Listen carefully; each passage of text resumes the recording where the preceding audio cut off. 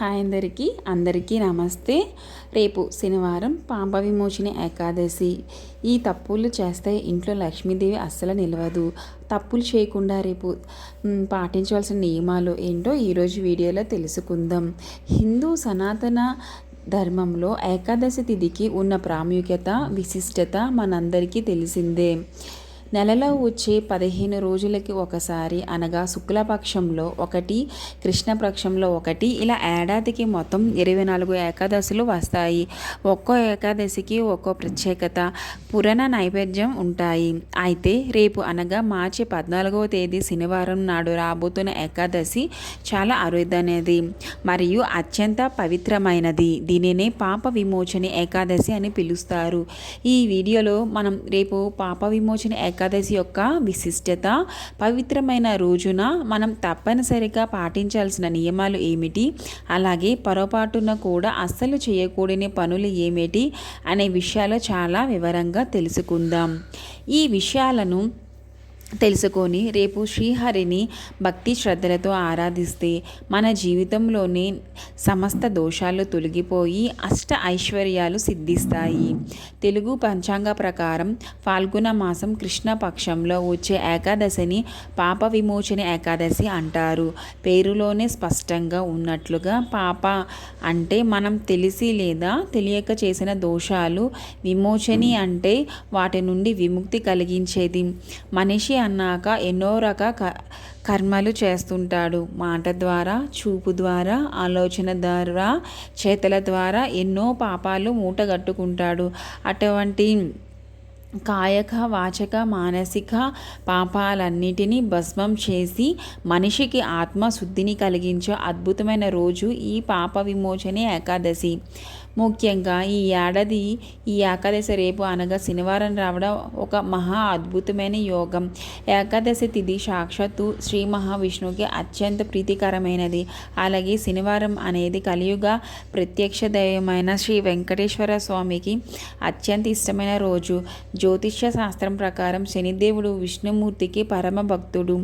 ఎవరైతే శనివారం నాడు వచ్చే ఈ ఏకాదశి ఉపవాస దీక్షను చేపట్టి శ్రీహరిని ఆరాధిస్తారో వారి జాతకంలో ఉన్న ఏలనాటి శని, అర్ధాష్టమ శని, అష్టమ శని వంటి కఠినమైన శని దోషాల ప్రభావం పూర్తిగా తగ్గిపోతుంది. శనిదేవుని అనుగ్రహంతో పాటు శ్రీవారి కరుణ కటాక్షలు ఏకకాలంలో లభించే అరుదైన అవకాశం ఇది. ఈ ఏకాదశి వ్రతానికి నిష్ఠ చాలా ముఖ్యం. రేపు శనివారం ఉదయం నుండి మరుసటి రోజు ఆదివారం ఉదయం వరకు మనం కొన్ని నియమాలు శ్రద్ధగా పాటించాలి. ఇలా పాటించడం ద్వారా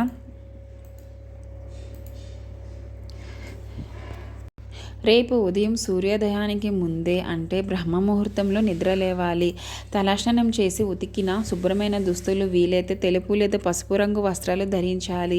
ఆ తర్వాత పూజా మందిరంలో దీపారాధన చేసి, హే శ్రీహరి, తెలిసి తెలియక నా చేతి జరిగిన సమస్త పాపాలను క్షమించు, నా ఈ ఏకాదశి వ్రతాన్ని నిర్విఘ్నంగా సాగేలా ఆస్వాదించని మనసులో సంకల్పం చేసుకోవాలి.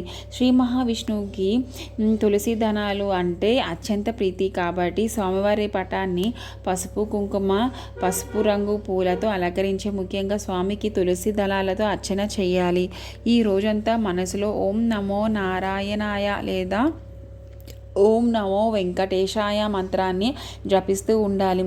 విష్ణు సహస్రనామం పారాయణ చేయడం వల్ల విశేషమైన పుణ్యఫలం లభిస్తుంది. ఈ ఏకాదశి వ్రతంలో అతి ముఖ్యమైన ఉపవాసం. ఆరోగ్యం సహకరించేవారు ఉదయం నుండి మరుసటి రోజు ఉదయం వరకు పచ్చి మంచినీళ్ళు తాగకుండా నిర్జల ఉపవాసం చేయడం అత్యుత్తమం.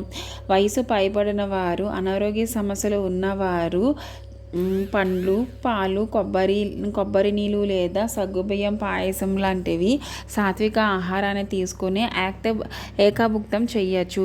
రేపు సాయంత్రం సూర్యాస్తమం సమయంలో ఇంట్లో తులసి కోట వద్ద ఆవు నేతి దీపం వెలిగించి 11 ప్రదక్షిణలు చేయాలి. అలాగే రేపు రాత్రి నిద్రపోకుండా స్వామివారి భజనలు చేసుకుంటూ మెలకుగా ఉండాలి. ఏకాదశి ఉపవాసాన్ని మరుసటి రోజు అంటే ఆదివారం నాడు వచ్చే ద్వాదశి గడియలో మాత్రమే తులసి తీర్థం తీసుకొని విరమించాలి. అలాగే తెలియక చేసిన కొన్ని చిన్న పొరపాట్ల వల్ల దారిద్ర్యం చుట్టుకునే ప్రమాదం ఉంది. కాబట్టి రేపు కొన్ని పనులు అసలు చేయకుండా అత్యంత ముఖ్యమైన నియమం ఏంటంటే ఏకాదశి నాడు అన్నం లేదా బియ్యంతో చేసిన ఏ పదార్థాన్ని కూడా తినకూడదు. పురాణాల ప్రకారం ఈరోజు అన్నంలో పాప పురుషుడు నివసిస్తాడు. కాబట్టి అన్నం తింటే ఆ పాపాలను మనం శరీరములకు ఆహ్వానించినట్లే అని గుర్తించుకోండి. ఉల్లి వెల్లుల్లి వంటి తామసిక ఆహారాన్ని పూర్తిగా దూరం ఉండి కేవలం స్వచ్ఛమైన శాకాహారం మాత్రాన్ని తీసుకోవాలి. ఏకాదశి రోజున తులసి మొక్క నుండి ఆ ఆకులను అసలు తుంచకూడదు. పూజకు కావలసిన వాటిని ముందే ఈరోజే శుక్రవారం నాడే కోసి పెట్టుకోవాలి. ఉపవాసం ఉన్నాం కదా అని పగటిపూట నిద్రపోవడం మహాపాపం. పగలు నిద్రిస్తే వ్రతఫలం నశించిపోతుంది.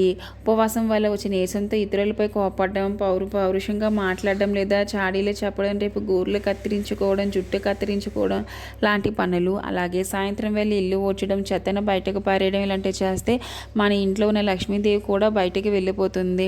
ముఖ్యంగా ఈ కలియుగంలో మనం నిత్యం ఏదో ఒక రూపంలో పాపాలు చేస్తూనే ఉంటాం. అది మాట ద్వారానో, ఆలోచన ద్వారానో, చేతల ద్వారానో కావచ్చు. అటువంటి వాటన్నిటికీ ప్రాయశ్చిత్తంగా రేపటి ఈ పవిత్రమైన రోజున కేటాయించండి. గుర్తుంచుకోండి, రేపు అనగా మార్చి 14 శనివారం నాడు రాబోతున్న ఈ పాప విమోచన ఏకాదశి అస్సలు మిస్ చేసుకోవద్దు. ఈ వీడియోలో చెప్పిన విషయాలు మీకు నచ్చినట్లయితే లైక్ చేయండి, షేర్ చేయండి, సబ్స్క్రైబ్ చేయండి. ధన్యవాదములు.